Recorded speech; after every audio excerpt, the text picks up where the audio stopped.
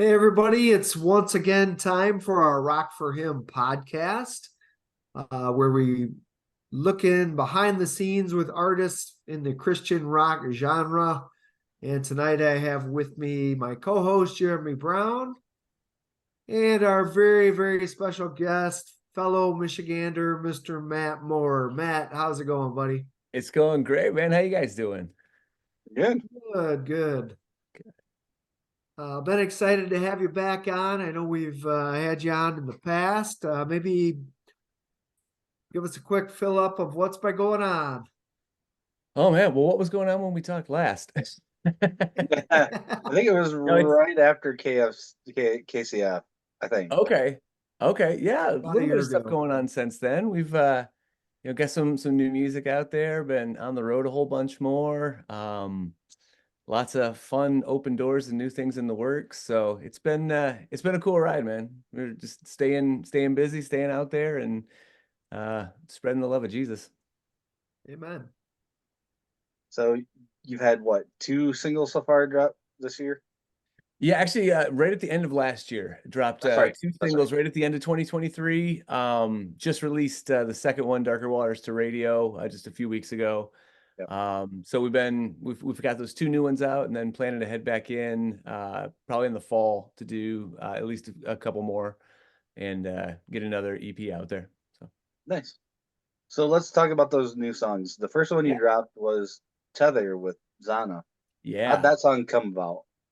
Yeah, that was a big loud rocker, man. That one actually co-wrote that one with Josiah Prince from the band Disciple, and we wanted to do this big heavy new metal type of rock sound and stuff like that, and knew we wanted a guest vocalist on it.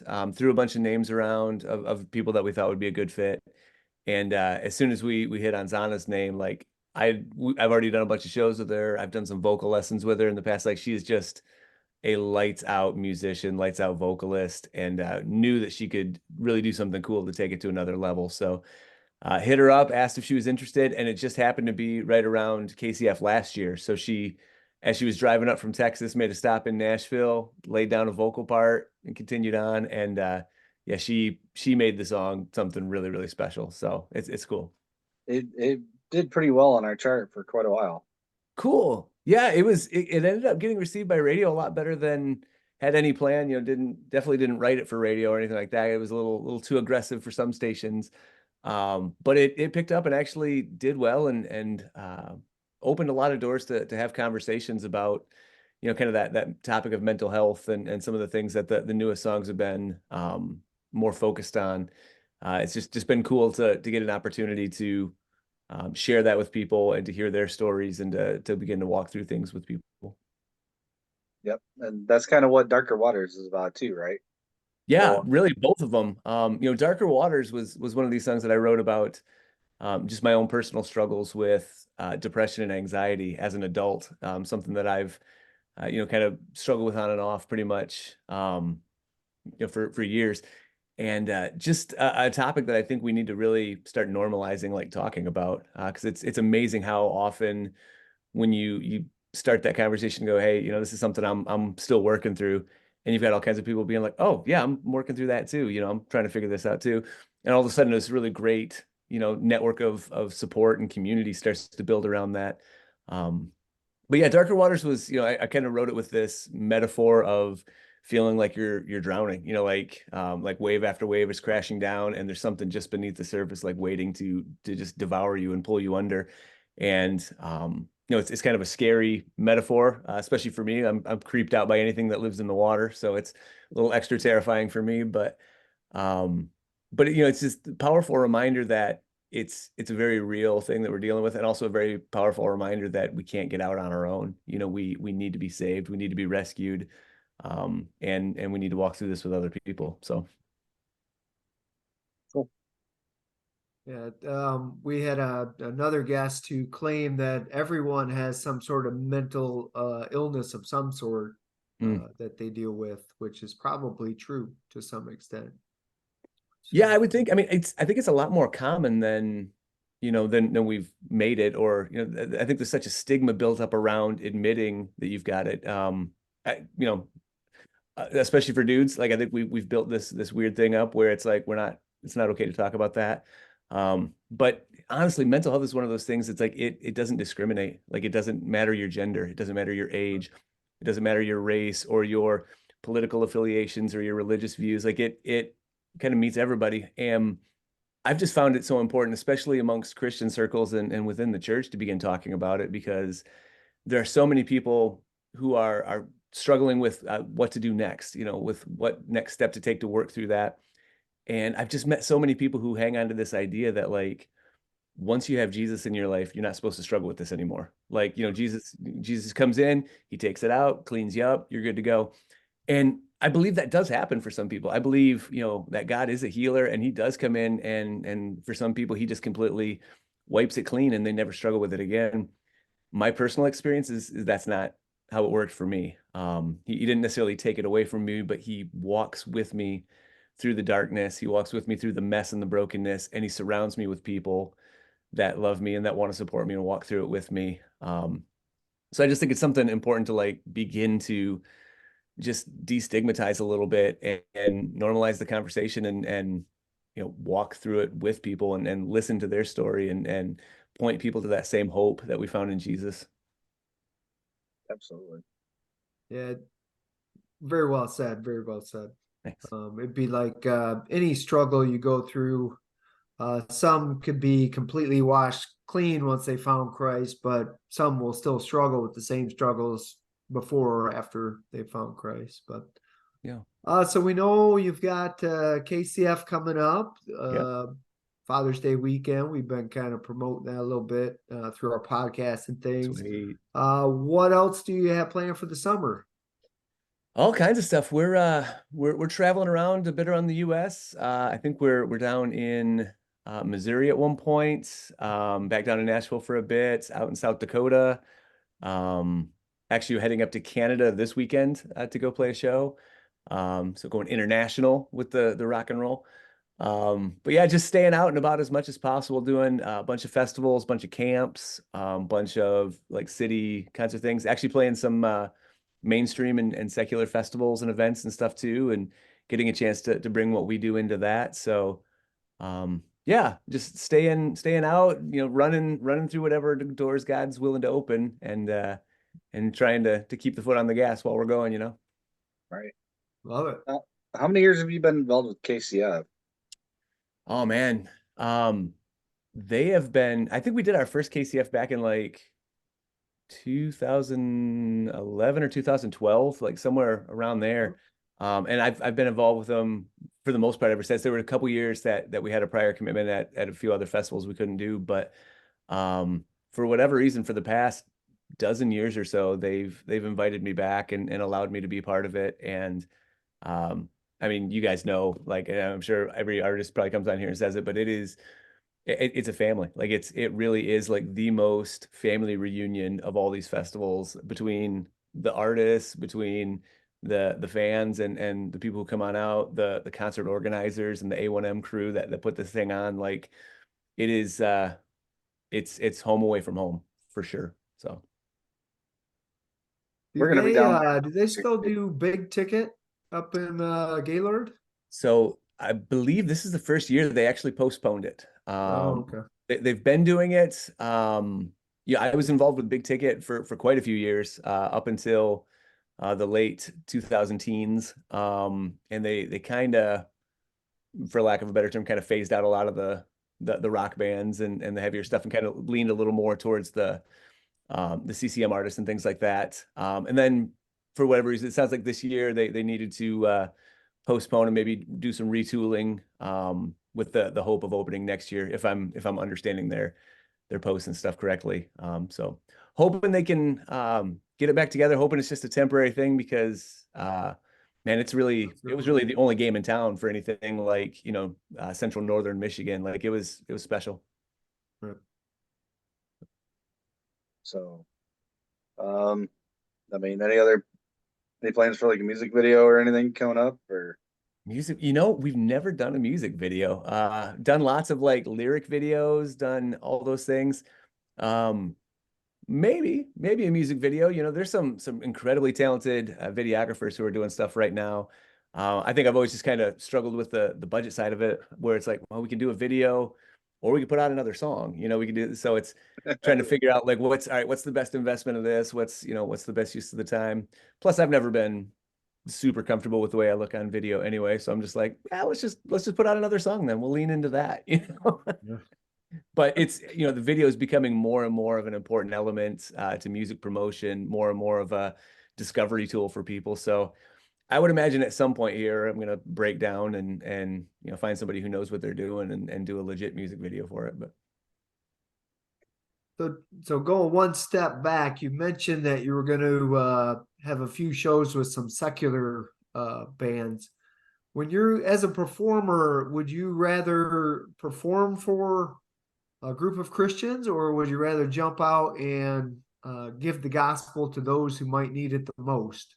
yeah, I find value in both, honestly. Like, I think there's incredible value in encouraging believers and in finding people who are already kind of identify with your message and with what you're doing. And like we talked about, especially with, even some of the mental health stuff, which has even become more of a focus of the live show, being able to share that testimony, being able to have those conversations. Like I found incredible value in finding people in churches and in Christian organizations that will come and talk to us.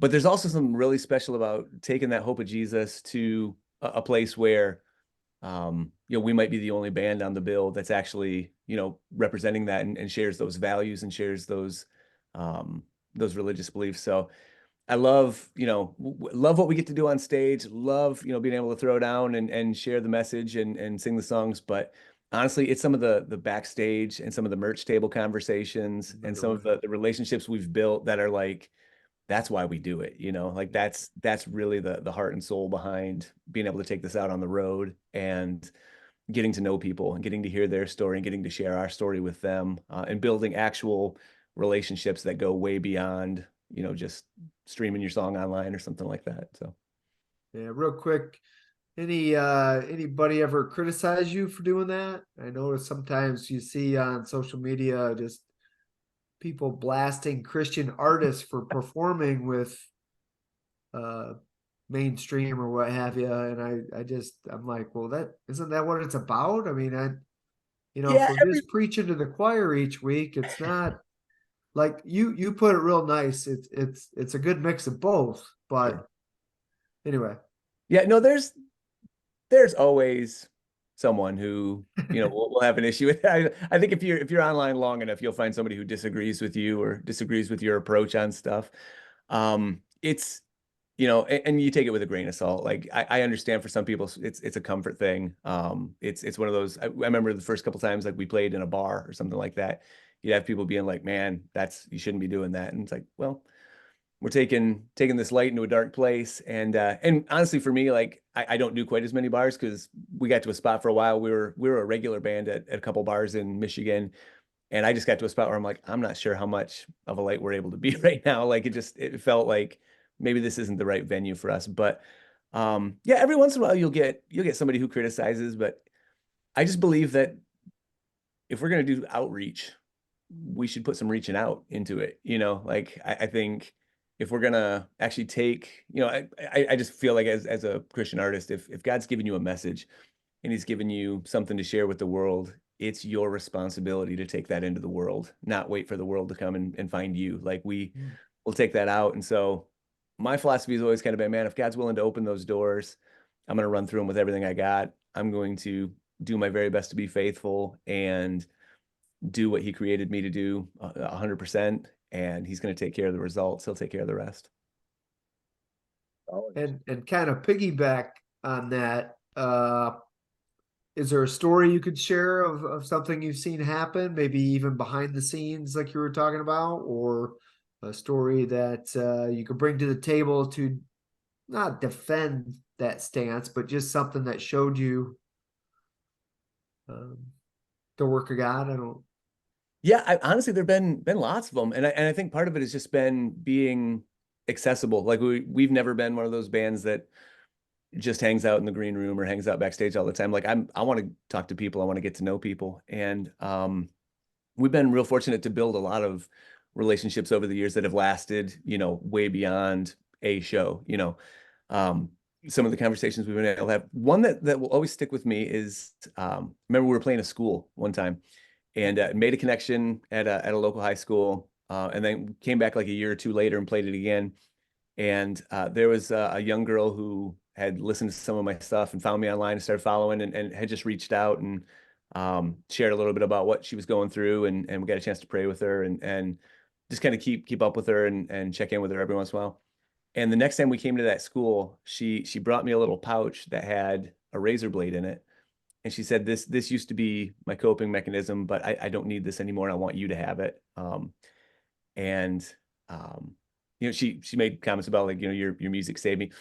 I think God used that music to make a connection, which is amazing. But that little razor blade actually comes with me to every single show. I keep it in a little Altoid tin in my backpack, and it is a constant reminder of, man, it's so much more than just the music. Like, we're doing this for people. We're doing this to build relationships with people and to make that connection with people. Awesome. Good. Yeah. Wow. That's that is a really good story. That kind of reminds me of why we do what we do. Like, we're trying to get out there and spread God's message through your song, through Zana,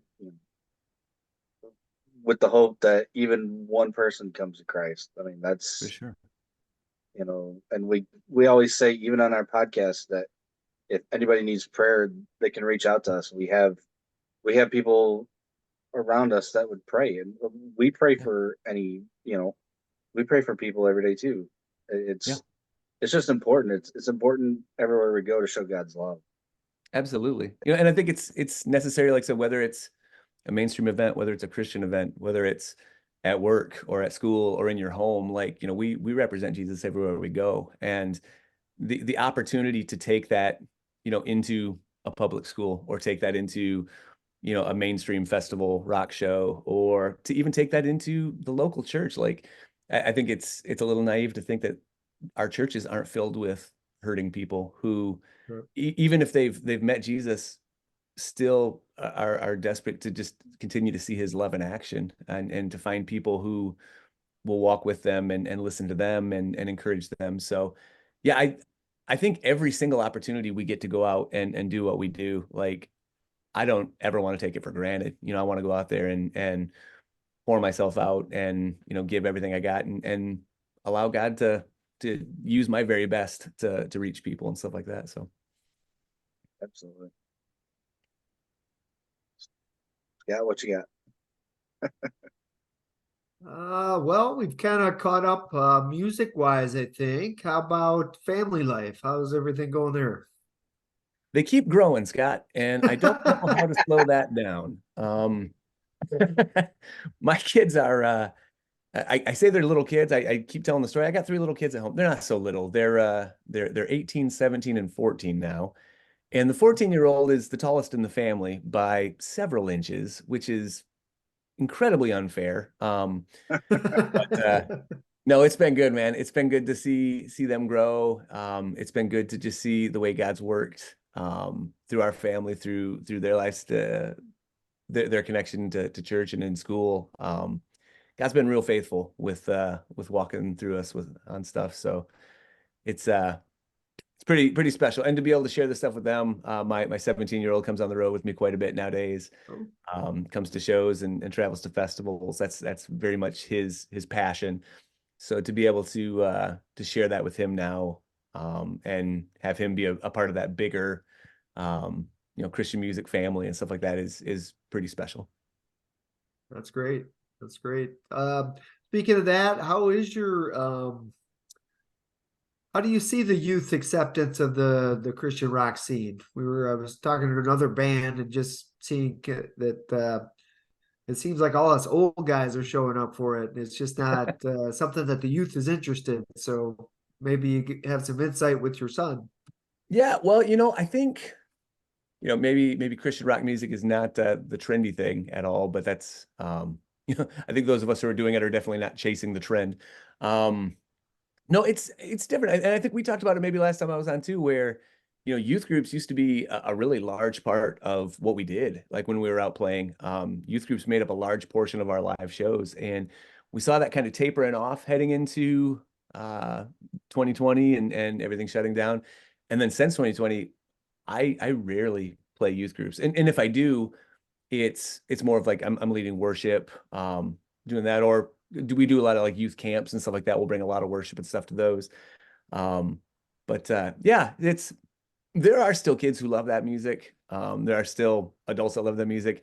But it's definitely seems like it's a little more selective now. It's not quite the hip thing, but just like the bell bottoms, man, they'll come back around. I'm just gonna stick this thing out long enough until it's popular again, and then I got it made. Love it. So, Love it. what's your favorite worship song? Favorite worship song? Hmm. That's a tough one, man. It's, honestly, there's so many of them that like when they hit just right with the message, when they hit just right with what people are feeling. Part of my job is as the worship pastor in my church, like I believe that we have some just gifted speakers that are going to get up on stage and preach each week. And I know how much time that they're spending in the word and how much time they're spending in prayer and how much time they're spending in preparation. Like I believe God's going to speak through them this weekend, and this is going to be the most important thing people hear all week. So my job as a worship leader is I want to craft a service. I want to put these songs together that point people back to that message and highlight this message and really kind of hit those felt needs that our church is feeling. And it's amazing how often, like, even though I'm doing my best with it, it's awesome how God like kind of aligns these stars and everything works out. And all of a sudden, like this song just punches you right in the gut, like at the exact right moment. It's really, we had that this weekend actually with the song Gratitude, just a great worship song. And it hit with the message in such a way that it was really moving, really powerful. That's one of my favorites. Battle Belongs is still a great one. I'm still always going to be a sucker for Reckless Love. That one kills me. Yeah, there's lots of them, man. There's so many great songs out there. And but when you find that one that like really like resonates and connects and hits with the people that you're playing for, and they're in it and they're experiencing God in that moment, that's my favorite one. Love it. Love it. It's kind of, they're seasonal, right? Yeah, It's for kind sure. of, somebody will say, what's your favorite verse? And I'm like, this week? Or What's I'm what's my struggling with favorite? this, and this was What's the right one I need to there. hear right now? So the God's timing is amazing on Yeah. different It makes all levels. the It's difference, great. man. It really does. Like without that, without God lining it up and putting that stuff together, like our best efforts are pretty poor. Right? Just our best effort, Yeah. low effort. Yeah. Right. I think you should record your own cover of Reckless Love. That would be kind of cool to hear. That would be a fun one. Yeah. Rock that. We had I played a church camp a while ago, and I had a student come up to me and he said, Are you gonna play Redneck Love tonight? And I said, What? What? He's like, Redneck Love. I'm like, I don't know what that song is. He's like, you played it like 2 nights ago. I'm like, Reckless Love? He's like, yeah, that's not the same. So if you ever want to ruin the song permanently, like sing it with a twang, oh, the overwhelming, never ending redneck love. That's a Yeah, great story. yeah. That's hilarious. So despite that, it's still one of my favorites. So what about guilty pleasures? I like what is one guilty pleasure like song that you go to? Guilty. All right. This is gonna Artist. sound this is gonna sound like a cop out. I really don't have guilty pleasure songs in the sense of I decided a long time ago, like if I like it, I like it. So I'm cool with it. Like I like a lot of pop music. I love a lot of singer-songwriters. I love, all kinds of stuff. So if I'm driving on the radio and like um I don't know, a Dua Lipa song comes on or something like that, I'm like, yep, crank it. Or like old school Heart or something like that that comes on, and I'm just like, what about love? Like we'll just rock it in the car. So yeah, like Exactly, and I've tried to instill that in my kids too. Like, if you like it, you like it. There's no, no brand loyalty here. Like, we're unashamedly, if a song hits you and moves you, like, crank that thing up and jam out. So, Is there a favorite song you like to perform? One of your tunes, or something that certain thing that you wrote that really every time you do it, it brings you out, mm. something like that. I think, I mean, it's almost like asking, like, do you have a favorite kid? I think, and maybe that's part of it too, is like they've all been. I've been fortunate enough to be able to write very personally, like write things that mean a lot to me, even if it was in that season. Like, this is where I was at, and so I want to write about this because I'd like to believe that somebody else in that season, or in that going through that same kind of thing, will be able to identify with it. So, um, and even live, there are certain songs I can take myself back to. Like, I remember exactly where I was when I wrote that. I remember exactly where I was when I came up with that. Um, a lot of the Scars EP that we did a couple years ago, just writing that during quarantine, and everything that kind of went into that, and the change of bringing on a new producer and bringing in new musicians, and those ones will always be a little extra personal on some stuff, but then you get Tether and Darker Waters, which are very current. Like, this is my heart on display, poured out. So yeah, I really don't have a favorite. Again, if they're headbanging and they're connecting with it, like, that's my favorite tonight. There you go. We'll take it. We'll take it. It's like So, the most non-committal answer I could possibly give. hey man, we love it. I got to tell you, um, before the podcast and I was driving home listening to The Promise, Mm. and that one hit me hard. I'm going through a little bit of a season where I'm learning to trust God over again. Um, Scott knows some of the stuff I've been going through, and this weekend I'm getting baptized for all the right reasons, and Let's for the go. first time in my life. And so that song just kind of hit, and I had to pull over to the side of the road and kind of cry, because I'm like, okay, God, I get it. Like, I hear you. So, I mean, thank you for writing that song. It's always been kind of one of my favorites, but just hearing it in this season just kind of was like, okay, God, I get it. Well, dude, thank you for sharing that. The crazy part about that one too is, like, when I first started writing that, I thought I was writing it like for my family, and the people closest to me, because we're in the season, 2020, things are dark, things are scary, and kind of this idea of, like, I wanted to send my family and my closest friends this message of, like, no matter how dark and scary it gets, no matter how uncertain things are, we're going to figure it out together. We're going to walk through it together. And as I was writing it, like, not even finished with it, you feel like that little tap on your shoulder, and God's like, are you listening to this? Like, I know you think that you care about your family and you care about these. How much more do I care about them? And how much more do I care about you? And so that idea of, you know, even though that I thought this was my promise to them, like, we're gonna walk through it together. Like, this is God's promise for me. This is God's promise for you, and for all of us, that, like, He's never gonna leave us. He's never gonna forsake us, no matter how dark it gets. He's gonna meet us in the middle of that, and he's gonna walk with us out to the light again. He loves us right where we are, but he loves us way too much to leave us there. So yeah, that one will always be extra personal for me. Yeah, I think I broke down and cried in the studio a little bit on that one too. So it's just, yeah, that'll always be a super special one. Nice. Well, that was beautiful. Thanks, man. uh well, I think we're kind of closing to the end. If you were going to tell the Rock for Him fans something tonight, what would you want to tell them?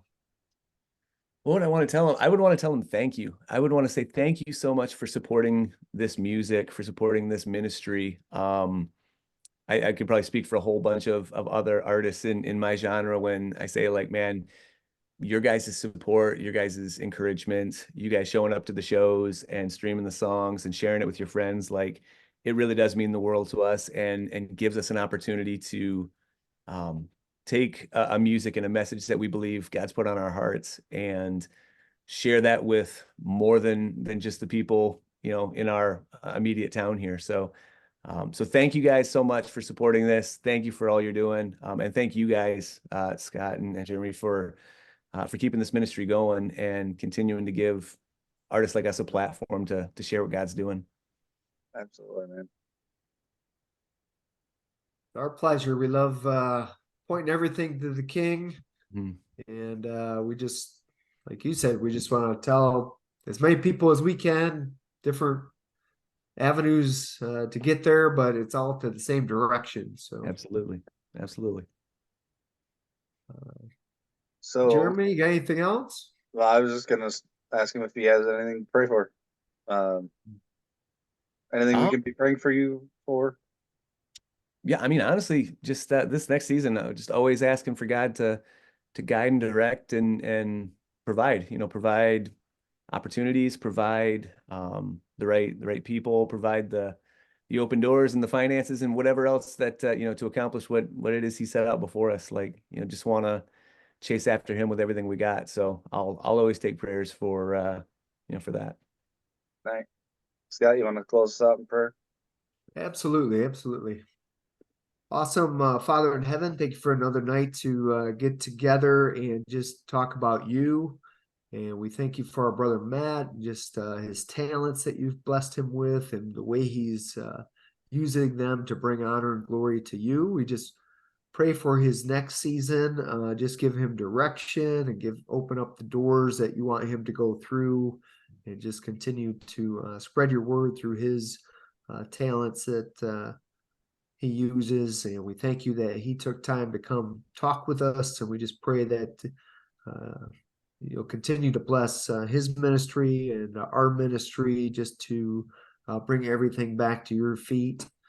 And we love you, Father, and thank you for sending your son Jesus to die for our sins on the cross. And we pray if there just is one listener or someone tonight on the podcast that doesn't know that free gift that you offer to us, that they would make the decision tonight to turn from their sins and follow Christ. Mm-hmm. And we ask everything in his name.